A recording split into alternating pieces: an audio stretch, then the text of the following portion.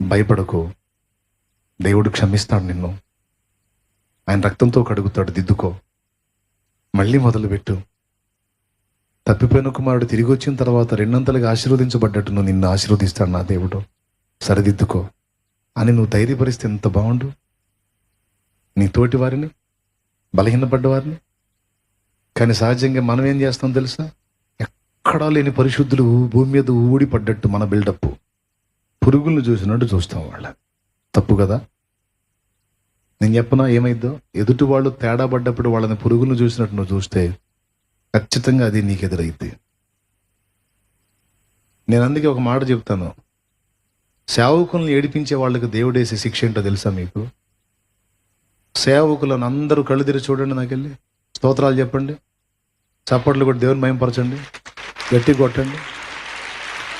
సేవకుల్ని వేధించే వారికి, సేవకుల్ని ఏడిపించే వాళ్ళకి దేవుడు ఒక విచిత్రమైన శిక్ష ఇస్తాడు.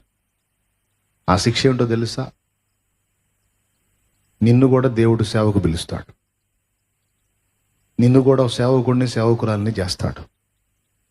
చేసినప్పుడు నువ్వు ఎవరిని పీడించావో వాళ్ళు రోజు నువ్వు సచ్చిందా గుర్తొస్తారు.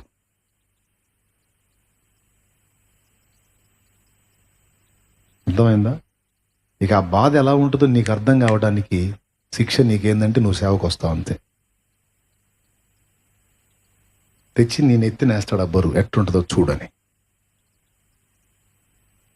ఏమర్థమై నువ్వు పెద్ద పెద్ద మాటలు మాట్లాడుతున్నావు అంటాడు. ఏమర్థమై నువ్వు పెద్ద పెద్ద మాటలు మాట్లాడుతున్నావు? నీకేం తెలుసు? నీకు ఇదే శిక్ష అనుభవించు, నువ్వు కూడా చేసావా అంటాడు. అప్పుడు అర్థమైద్ది. నేను ఇంకేం చేస్తాలే, నా పని అయిపోయింది. నీ కొడుకునైనా పిలుస్తాడు సేవకి, నీ కూతురునైనా పిలుస్తాడు, నీ అల్లుడినైనా పిలుస్తాడు, ఏదో ఒక రూపంలో. బ్రదర్, నువ్వు తప్పించుకుంటే నీ ఇంట్లో వాళ్ళని పిలిచి వాళ్ళు పడుతున్న యాతలు నీ కళ్ళకు వచ్చేటట్టు చేసి సేవ చేస్తుంటుందయ్యా